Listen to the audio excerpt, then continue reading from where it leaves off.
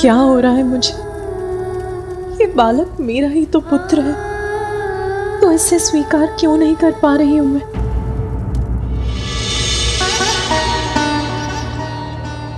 मैं चिंतित हूं महादेव। देवी पार्वती ने अभी तक अपने पुत्र को नहीं अपनाया है।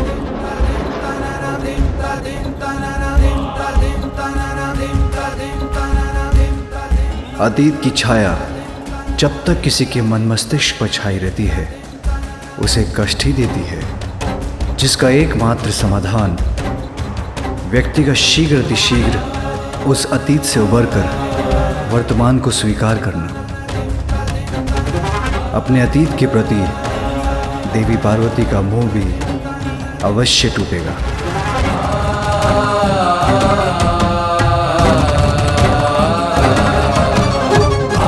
जब उनका वर्तमान इसके लिए उन्हें विवश कर देगा।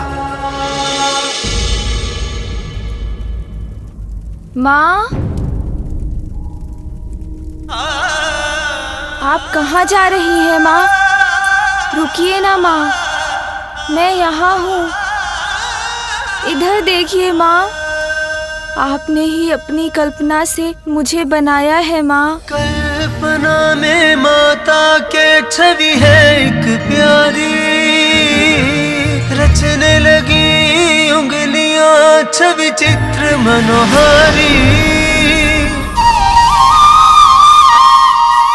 इसलिए मैं आपका ही पुत्र हूँ और आप मेरी माँ हैं। किंतु महादेव, देवी पार्वती कैसे स्वीकार करेंगे अपने पुत्र को? ब्रह्मदेव, एक बालक तो अपनी माता के हृदय का ही अंश होता है। अपने हृदय को भला कोई कैसे नकार सकता है?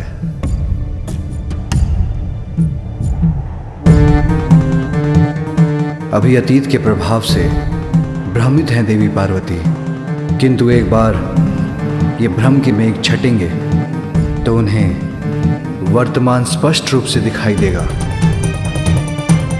वो अपने पुत्र को इस रूप में पूर्व से कहीं अधिक स्नेह देंगी।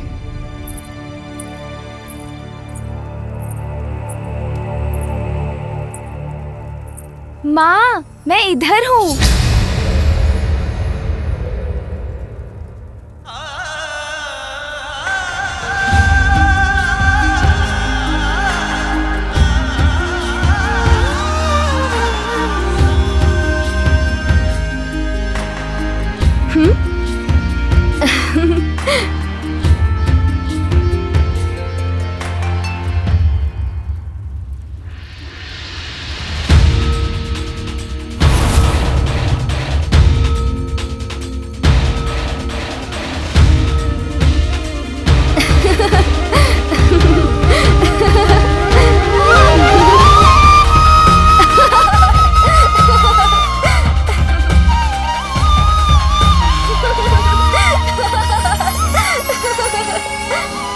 माँ, इधर देखिए।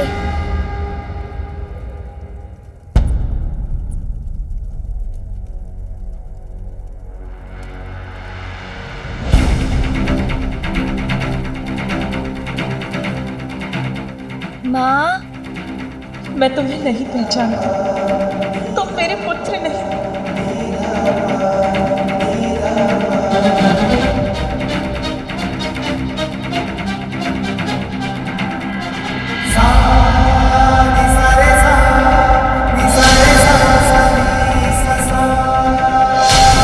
माँ मुझसे दूर क्यों जा रही है?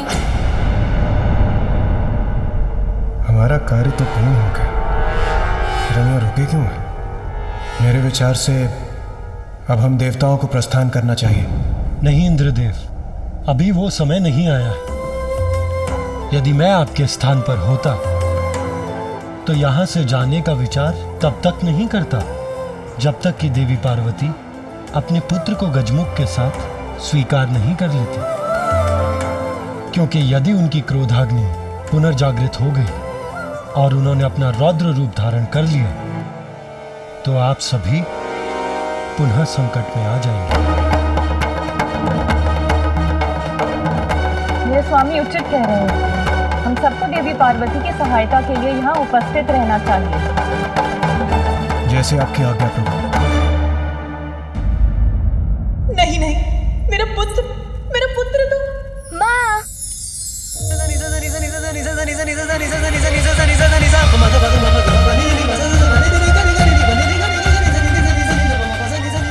आइए ना, आइए ना माँ, शीघ्र आइए ना माँ, मैं ही हूँ आपका पुत्र। माँ, कहाँ जा रही है माँ? रुकिए ना माँ, मैं यहाँ हूँ, इधर देखिए माँ।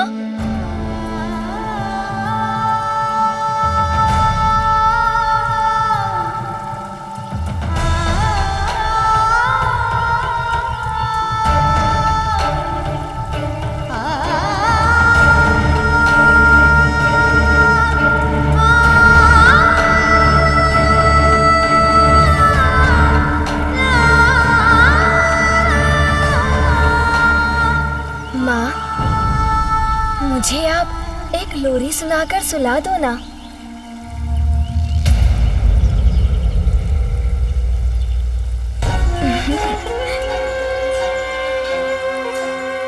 माँ, मुझे स्मरण है, आपने मुझे लोरी सुनाकर सुलाया था। आज भी मुझे लोरी सुनाकर अपनी गोद में सुला दीजिए ना माँ।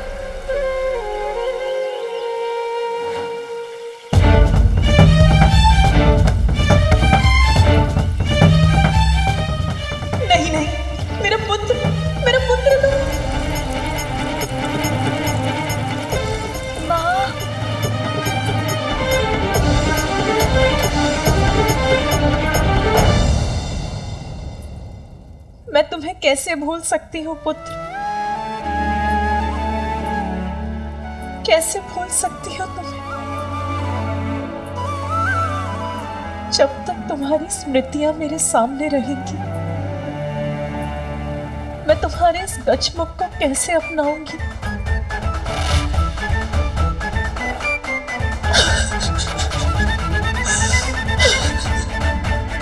मेरे अनुसार नेत्र पिता के हैं, किंतु इनकी सौम्य और मन भावन मुस्कान आपकी है देवी पार्वती। कितनी मनमोहक मुस्कान है, जैसे चारों दिशाओं को प्रकाशित कर रही हो। आओ पुत्र, यहाँ आओ, मैं तुम्हारा जीवन धन धान्य से संपन्न कर दूंगी। इतनी प्रशंसा मत कीजिए इनकी। इतनी प्रशंसा से कहीं किसी की कुदृष्टि ना लग जाए। पुत्र,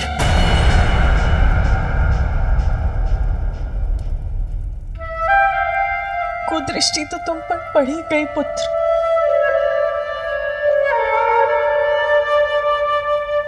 माँ,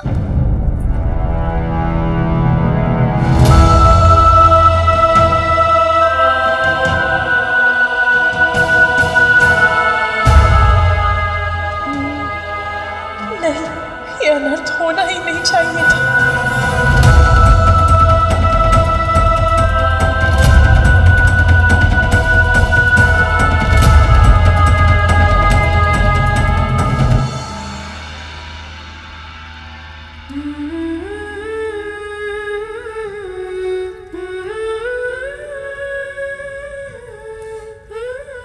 मैं मन से प्रयास कर भी रही हूँ,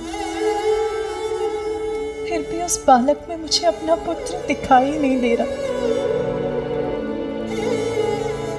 उसके प्रति मेरा स्नेह, मेरा वात्सल्य उमड़ ही नहीं रहा। मेरे पुत्र के साथ मेरी स्मृतियां रह रहकर उमड़ आती हैं। उसका स्मरण कराकर मेरे हृदय को दुखी करती है। जहां देखती हूं उसी का मुख दिखाई देता है। मैं जहां जाती हूं उसी का स्वर सुनाई देता है। मेरा पुत्र जो मेरे मुख पर मुस्कुराहट बिखेर गया, जो मेरे लिए मोती लेकर आया, जो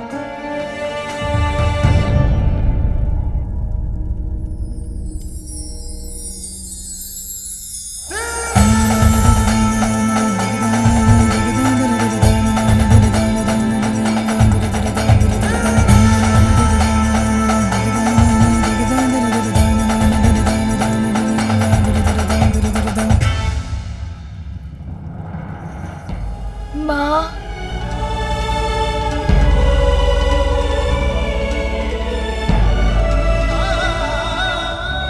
मेरा पुत्र जो मेरे लिए ये बेर तोड़कर लाया था,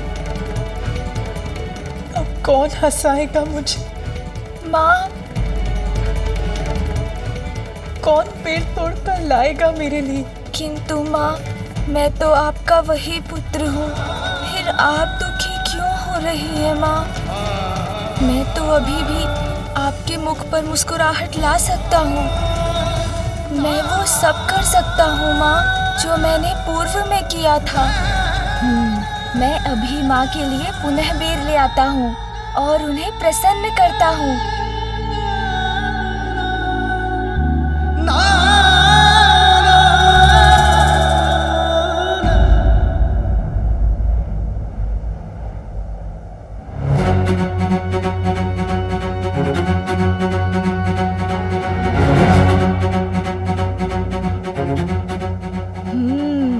यहीं से तोड़कर वो बेर मैं ले गया था। ये बेर तो मैं तोड़ कर ही रहूंगा। माँ पुनः प्रसन्न हो जाएंगी।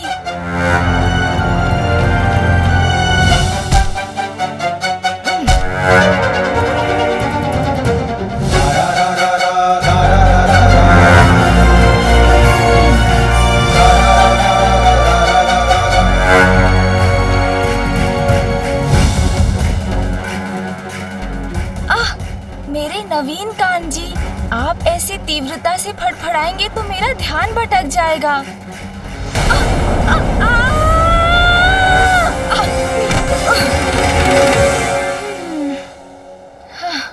देखा ना कान जी, कैसे धड़ से गिर गए हम। किंतु कुछ भी हो जाए, असफल नहीं होऊंगा। माँ को मनाने के लिए बेर तो अवश्य तोड़कर ले जाऊंगा।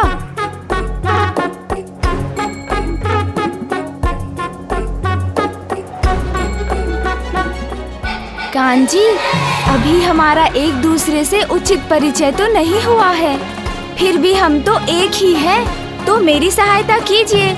इतना तीव्र मत फड़फड़ाया कीजिए।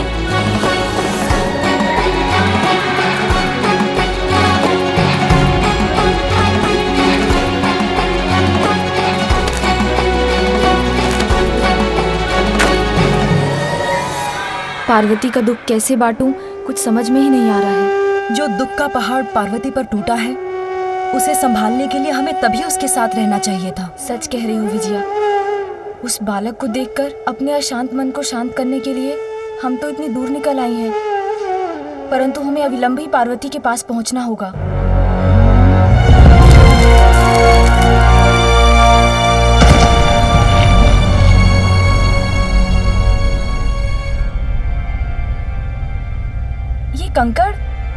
ये कंकड़ कहाँ से गिर रहे हैं?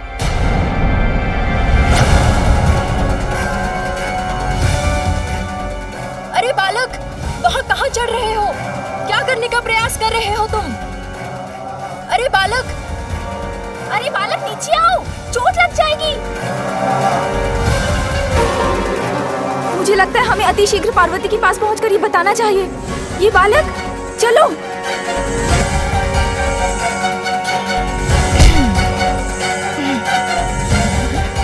वहाँ तक तो मैं पहुँच कर ही रहूँगा। बेर तोड़कर ले जाऊँगा तो माँ पुनः मुझसे प्रसन्न हो जाएंगी।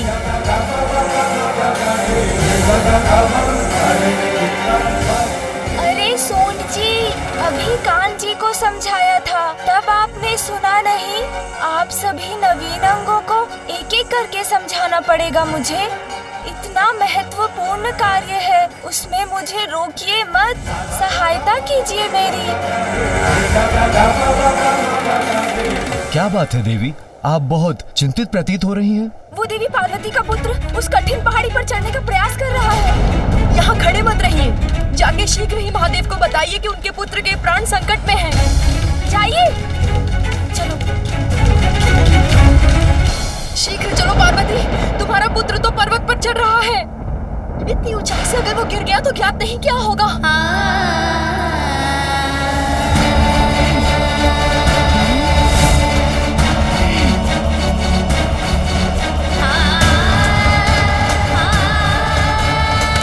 बस अब तो मैं वहाँ पहुँचने ही वाला हूँ।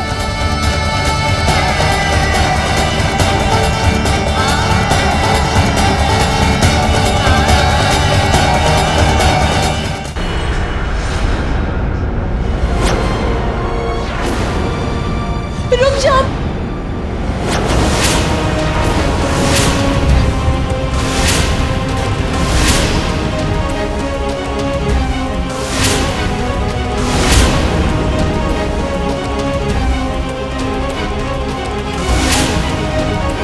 तुम वहां ऊपर क्या कर रहे हो? नीचे उतरो। गिर गए तो? कहीं पैर फिसल गया तो? पुत्र!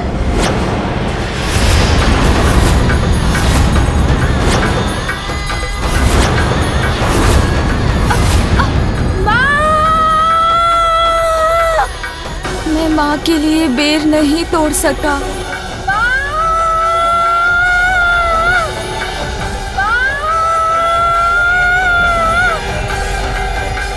पार्वती,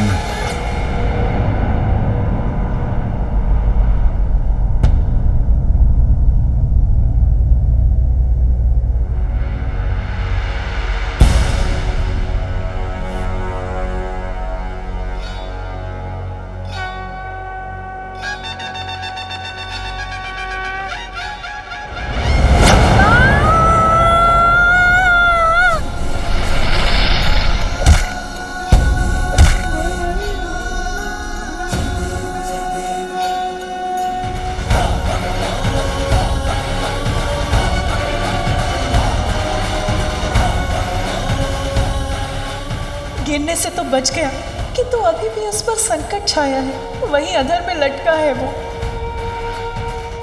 माँ, इधर देखिए ना माँ, कुछ भी तो नहीं हुआ मुझे, मैं तो पूर्ण रूप से सुरक्षित हूँ माँ।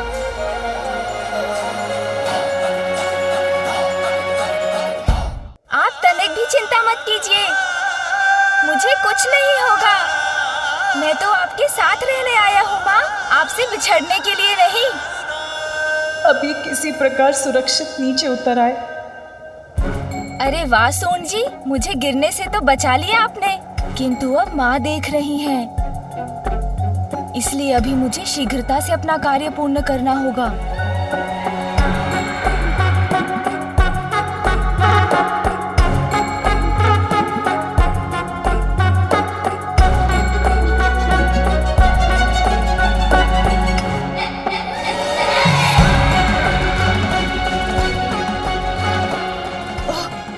संतुलन बिगड़ा तो संकट में पड़ जाऊंगा। यहाँ तो एकाग्र होकर संतुलन बनाकर चलना होगा।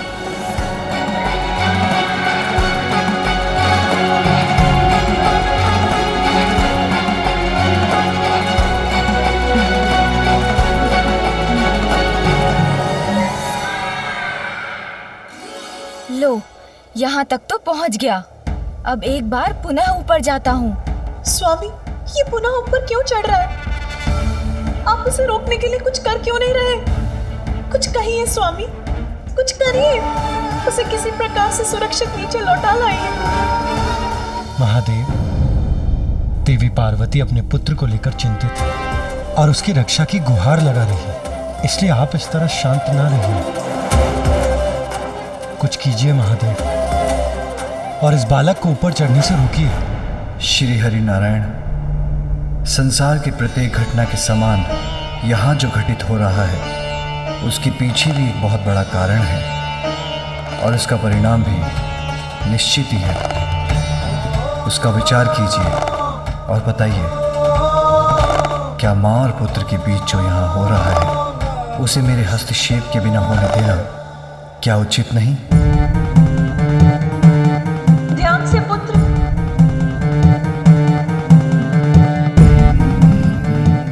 उचित है महादेव, उचित है। माता को अतीत के मोह से बाहर निकालकर वर्तमान का सामना कराने के लिए यदि कोई समर्थ है तो वो है ये बालक। इसलिए आप जो कर रहे हैं वो उपयुक्त है।